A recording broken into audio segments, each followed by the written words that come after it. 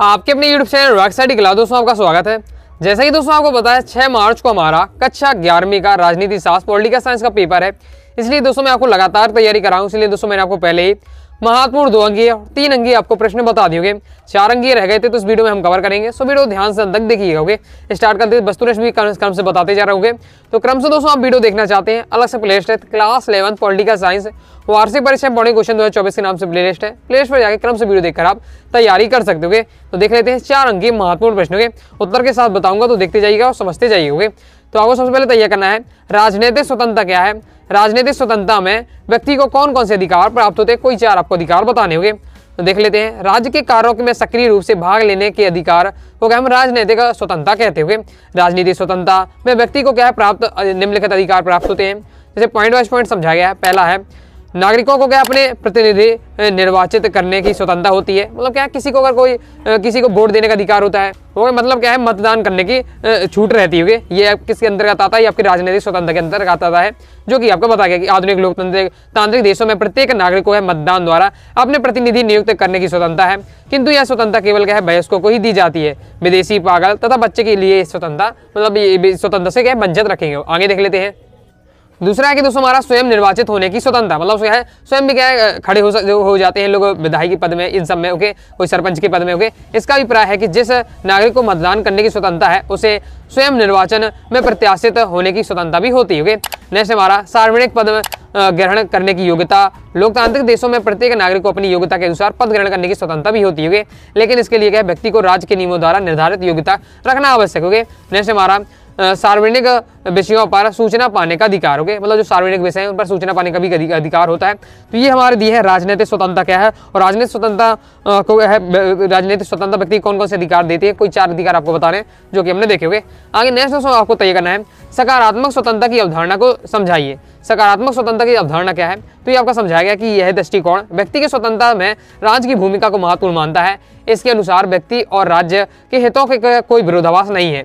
स्वतंत्रता का आशय उन आवश्यकताओं, भौतिक परिस्थितियों और सुविधाओं की उपलब्धता से है जिसमें व्यक्ति का अपना अधिकतम विकास कर सके। लॉ के अनुसार बताया गया है पूरा। तो ये आपकी सकारात्मक स्वतंत्रता की अवधारणा, मतलब स्वतंत्रता की पूरी अवधारणा दी है, और इस सिद्धांत की विशेषताएं भी आपको दी है जो लॉ के जो सिद्धांत होंगे। तो इस प्रकार से आपको तैयार कर लेना है। मैं सॉल्यूशन भी आपको दिखाते जा रहा हूँ जिससे आप क्या अच्छे से तैयार कर सकें।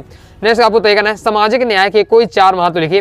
सामाजिक न्याय के क्या क्या 4 आपको महत्व हैं दिए हुए हैं ये आपके इस प्रकार से। तो इसका आपको पढ़ के तैयार कर लिया है। पॉइंट वाइज पॉइंट है, ये पहला पॉइंट है, ये आपका दूसरा पॉइंट, ये तीसरा पॉइंट यहाँ से, और ये आपका चौथा पॉइंट। ओके, तैयार करते जाइएगा। आगे देख लेते हैं। नेक्स्ट दोस्तों हमारा क्वेश्चन है न्याय के सिद्धांतों का वर्णन कीजिए। कोई 4 न्याय के आपको सिद्धांत बनाने हैं, कोई 4। ओके, तो पॉइंट वाइज जब भी आपको क्वेश्चन का सॉल्यूशन याद करें तो पहले आपको हेडिंग याद करते जाइएगा, फिर उसके अंदर डिटेल आपको पढ़ के समझ लीजिए। तो पहला हमारा समकक्षों के साथ समान बर्ताव सिद्धांत, ये न्याय का सिद्धांत। दूसरा समानुपातिक न्याय का सिद्धांत। तीसरा आपका विशेष जरूरतों का विशेष ख्याल रखने का सिद्धांत हुए। तो इन आपके सिद्धांत दिए हुए हैं। ओके, न्याय के सिद्धांत इस प्रकार से आपको तैयार कर लेना, क्रम से आपको पॉइंट वाइज पॉइंट दिए हुए।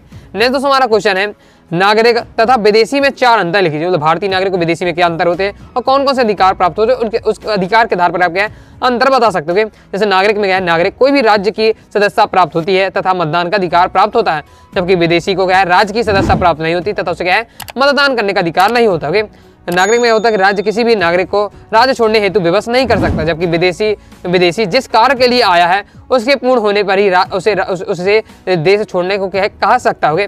नेक्स्ट है नागरिक अपने राज्य के प्रति कर्तव्य का पालन करता है, जबकि विदेशी राज्य के कानूनों का पालन तो करते ही है लेकिन वे कर्तव्य का पालन करने हेतु बाध्य नहीं है। आगे देख लेते हैं। आगे है कि किसी राज्य के नागरिक को देश से बाहर नहीं निकाला जा सकता, जबकि राज्य के विरुद्ध अपराध करने पर विदेशी को क्या राज्य से बाहर निकाला जा सकता है। नेक्स्ट है हमारा भारतीय संविधान में दोहरी नागरिकता के संबंध में क्या प्रावधान है। दोहरी नागरिकता के बारे में आपको ये बताया गया है, तो इसको आपको अच्छे से तैयार कर लीजिएगा। ओके, ये देख लीजिए। आगे नेक्स्ट हमारा साझा विश्वास राष्ट्रीयता के निर्माण में एक सहायक तत्व है। स्पष्ट कीजिए साझा विश्वास राष्ट्रीयता के निर्माण में किस प्रकार सहायक तत्व है, ये आपको बताना है। तो इसका भी सॉल्यूशन आपका ये दिया हुआ है, पढ़ के आप समझते जाइए। आगे देख लीजिए। नेक्स्ट है हमारा राज्य के प्रमुख 4 तत्वों का वर्णन कीजिए। राज्य के प्रमुख 4 तत्व से पूछे जा रहे हैं, तो आपको कौन कौन से पहला होता है भूभाग। कोई भी राज्य कब बनेगा, पहले जब भूभाग होगी उसमें जनसंख्या होगी, तो यही उसके क्या तत्व होते हैं। तो पहले आपको भूभाग बता देना है, भूभाग के बारे में आपको लिख दीजिएगा। आगे देख लेते हैं। नेक्स्ट क्या होता है जनसंख्या। ओके, फिर सरकार और संप्रभुत्व, तो ये आपके होते हैं आपके राज्य के अंग। कौन कौन से होते हैं ये तत्व आपका होता है। पहला आपका भूभाग, दूसरा जनसंख्या, तीसरा सरकार संप्रभुत्वता। इस प्रकार से दोस्तों आपके यहाँ राज्य के तत्व कंप्लीट हो जाते हैं। आगे देख लेते हैं। आगे दोस्तों नेक्स्ट आपको तय करना है अभिव्यक्ति की स्वतंत्रता का क्या अर्थ है। आपकी राय में स्वतंत्रता का समुचित प्रतिबंध क्या होंगे उदाहरण से समझाइए। तो आपको अभिव्यक्ति की स्वतंत्रता के बारे में पूरा आपको बताना है। तो ये आपका दिया है संविधान के अनुच्छेद 19 के अनुसार देश के सभी नागरिक को वाक अभिव्यक्ति की स्वतंत्रता का अधिकार है, जिसके अंदर कोई भी व्यक्ति भाषण, लेखन, चलचित्र अथवा अन्य किसी स्रोत के माध्यम से अपने विचार को क्या व्यक्त कर सकता है। और फिर इसके आगे पूछे यार आपकी राय में इस स्वतंत्रता का समुचित प्रतिबंध क्या होंगे उदाहरण से आपको बताने, तो वो भी आपका दिया हुआ, उसे भी आपको तैयार कर लेना होगा। नेक्स्ट दोस्तों हमारा क्वेश्चन है प्रतिबंध क्यों आवश्यक है समझाइए। तो प्रतिबंध क्यों आवश्यक है, पॉइंट वाइज आपको पॉइंट आपको समझा गया है। 4 पॉइंट दिए, चारों को आपको पॉइंट को आपको तैयार कर लेना है। इस प्रकार से ये आपका तीसरा पॉइंट है, चौथा पॉइंट है, तो क्रम से आप तैयार कर लीजिएगा और पढ़ते जाइए। नेक्स्ट हमारा सामाजिक न्याय की आवश्यकता का वर्णन कीजिए। पॉइंट वाइज पॉइंट बताया गया कि सामाजिक न्याय की क्या आवश्यकता है। तो जैसे पहला है समाज में असमानता को नियंत्रण करने के लिए सामाजिक न्याय आवश्यक है। ओके, आगे देख लेते हैं। नेक्स्ट हमारा लोक कल्याणी राज्य के आदर्श बनाए रखने के लिए आवश्यक है आपका सामाजिक न्याय। ओके, मतलब न्याय से क्यों आवश्यक है, समाज विकास के लिए भी न्याय आवश्यकता है, विषमताओं को दूर करने के लिए आपका ये आवश्यक है। तो इस प्रकार से आपके सामाजिक न्याय क्यों आवश्यक है ये आपके 4 पॉइंट के माध्यम से बताया गया है, तो इन्हें आपको तैयार कर लीजिएगा। आगे नेक्स्ट हमारा सामाजिक न्याय की प्रमुख 4 आपको विशेषता पूछी जा रही है। तो सामाजिक न्याय की विशेषता कौन कौन सी है, जैसे पहले है कानूनी विशेषता है, दूसरा है हमारा सामाजिक समानता। ओके, आपके कानूनी समानता, दूसरा हमारा सामाजिक समानता, तीसरा हमारा असमानता का ह्रास और जो चौथा है आपका दोस्तों अवसर की समानता। आगे देख लेते हैं क्वेश्चन। नेक्स्ट दोस्तों हमारा क्वेश्चन है नागरिकता कैसे कहते हैं। आदर्श नागरिकता की क्या बाधाएं हैं। तो नागरिकता कैसे कहते हैं, नागरिकता एक परिस्थिति है जो नागरिक होने के नाते व्यक्ति को प्राप्ति होती है।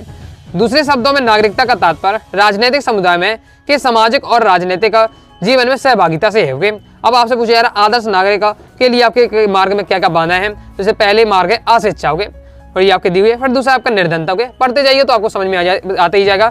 और तीसरा है सांप्रदायिकता, तो ये आपकी दी है एक आदर्श नागरिकता के मार्ग में बाधा है। अशिक्षा, आपका निर्धनता, सांप्रदायिकता, ये आपकी क्या है आदर्श नागरिक के मार्ग में बाधा है। नेक्स्ट हमारा क्वेश्चन है नागरिकता के दोहरे सिद्धांत की व्याख्या कीजिए। दोहरी नागरिकता कैसे प्राप्त हो सकती है। तो ये आपका दिया है नागरिकता के दोहरे सिद्धांत के बारे में आपको बताया गया है। ओके, तो इसे आपको अच्छे से तैयार कर लीजिएगा। तो दोहरी नागरिकता की समाप्ति कब हो सकती है, तो ये भी आपको बताया गया है, तो इसे भी आपको तैयार कर लीजिएगा। ओके, कंप्लीट हुआ तो आगे देख लेते हैं। नेक्स्ट हमारा क्वेश्चन है अंतरराष्ट्रीय घटनाओं ने किस प्रकार भारतीय राष्ट्रवाद को प्रोत्साहित किया है। ओके, तो ये इसका सॉल्यूशन आपका दिया हुआ है, किस प्रकार से क्या है अंतरराष्ट्रीय घटनाओं ने भारतीय राष्ट्रवाद को प्रोत्साहित किया है। रूसी क्रांति के कारण भारत में राष्ट्रवादी आंदोलन को बहुत बल मिला, लोगों के अंदर उत्साह का संचार हुआ और उन्हें महसूस हुआ कि निहत्थे और लाचार किसान अत्याचारियों को अपने यहाँ से उखाड़ फेंक सकते हैं। गुलाम राष्ट्र की जनता भी स्वतंत्रता के लिए संघर्ष कर सकती है। इसके अतिरिक्त भारत को राष्ट्रवादी आंदोलन इस बात से भी प्रेरित हुआ कि एशिया और अफ्रीका के दूसरे भागों में भी युद्ध बाद राष्ट्रवादी आंदोलन सक्रिय हो रहे थे। इन अंतर्राष्ट्रीय घटनाओं के फलस्वरूप भारत में राष्ट्रवादी आंदोलन सक्रिय हुए तथा लोगों को राष्ट्रवाद की भावना का प्रोत्साहन मिला। नेक्स्ट दोस्तों हमारा क्वेश्चन है राष्ट्रवाद की सीमाएं लिखी। राष्ट्रवाद की 4 सीमाएं आपसे पूछी जा रही हैं, तो आपके ये दी है राष्ट्रवाद की 4 सीमाएं। तो इनको अच्छे से आपको तैयार करना है, क्रम से मैं आपको बताते जा रहा हूँ। तो इस प्रकार से दोस्तों कंप्लीट हो जाता है। इस प्रकार से दोस्तों मैं आपको टॉप 16 क्वेश्चन बताएं 4 अंकी वाले। ओके, एक और नेक्स्ट वीडियो आएगी जिसमें हम क्या है बचे हुए 4 अंकी कवर कर लेंगे और वस्तुनिष्ठ भी आपको 1 आध 2 होंगे वीडियो होगी, तो उनको भी हम क्या है कवर कर लेंगे। तो आई हो दोस्तों आपको वीडियो पसंद आएगी, वीडियो पसंद आए वीडियो लाइक करके सब्सक्राइब जरूर करिएगा। कोई दोस्तों डाउट है कमेंट से जरूर पूछ लीजिएगा। टेलीग्राम चलो ज्वाइन किया, टेलीग्राम चैनल को जरूर ज्वाइन कर लीजिएगा। साथ ही दोस्तों आप क्या है इंस्टाग्राम फॉलो कर लीजिएगा। मिलते हैं नेक्स्ट वीडियो में, तब तक के लिए बाय बाय।